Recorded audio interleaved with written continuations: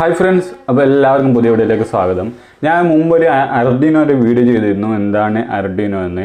അപ്പോൾ ഇന്ന് എൻ്റെ കയ്യിലുള്ളത് നോഡി ESP32 എന്ന് പറയുന്ന ഒരു മോഡലാണ്. ഇതിൻ്റെ രണ്ട് മോഡലുണ്ട്.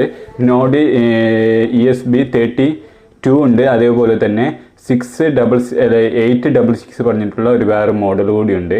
ഇപ്പോൾ എൻ്റെ കയ്യിലുള്ളത് നോഡ് 32 ആണ്, അതായത് ESP32 ആണ്. ഇതിൻ്റെ ഫീച്ചറാണ് ഞാൻ നിങ്ങൾക്ക് പറഞ്ഞുതരാൻ പോകുന്നത്. അപ്പോൾ എല്ലാവർക്കും പുതിയ വീഡിയോയിലേക്ക് സ്വാഗതം. അപ്പോൾ എൻ്റെ കയ്യിലുള്ള ESP32 ആണ്. ESP32 കുറേ പ്രൊജക്റ്റിന് വേണ്ടി ഉപയോഗിക്കുന്നുണ്ട്. നമ്മുടെ ഇലക്ട്രോണിക്സ് പ്രൊജക്റ്റിനും മറ്റ് പ്രൊജക്റ്റിനും വേണ്ടി ഉപയോഗിക്കുന്നുണ്ട്.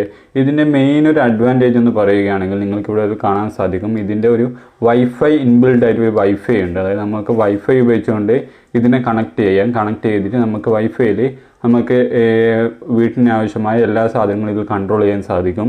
പിന്നെ മറ്റ് ചെറിയ പ്രൊജക്റ്റിന് വേണ്ടി ഇത് ഉപയോഗിക്കാൻ സാധിക്കും. അതുപോലെ തന്നെ ഇതിന് കുറേ ഇൻപുട്ട് ഔട്ട്പുട്ട് പിന്നുണ്ട്.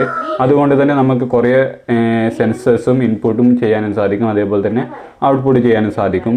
ഇതിൽ തന്നെ ഇൻക്ലൂഡ് ആയിട്ട് അനലോഗ് ടു ഡിജിറ്റൽ എന്ന് പറയുന്ന ഒരു ADC ഉണ്ട്. അതേപോലെ തന്നെ തിരിച്ചും, അതായത് ഡിജിറ്റൽ ടു അനലോഗ് പറഞ്ഞിട്ടുള്ള കൺവേർട്ടറും ഇതിൽ അടങ്ങിയിട്ടുണ്ട്. ഇതിന് പവർ കൊടുക്കുന്നത് ഇവിടെയാണ്, നിങ്ങൾക്ക് കാണാൻ സാധിക്കും. USB മിനിയാണ് ഇതിൻ്റെ പവർ കൊടുക്കുന്ന പോർട്ട് എന്ന് പറയുന്നത്. ഇത് ചെറിയൊരു മിഡ് റേഞ്ച് ആണ്. ആകെ ഇന്ന് പ്രൈസ് വരുന്നത് 400 രൂപയാണ്. ഇത് നിങ്ങളുടെ ഗൂഗിൾ അസിസ്റ്റൻറ്റ് വഴി ഗൂഗിൾ വഴി നിങ്ങൾക്ക് ഇത് കൺട്രോൾ ചെയ്യാൻ സാധിക്കും.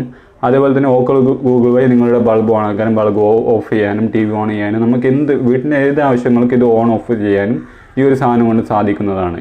അപ്പോൾ ഫ്രണ്ട്സ്, നിങ്ങൾക്ക് ഈ ഒരു ചെറിയ വീഡിയോ ഇഷ്ടപ്പെട്ട ലൈക്ക് ചെയ്യുക, ഇഷ്ടപ്പെട്ട ഡിസ്ലൈക്ക് ചെയ്യുക. Thank you for watching.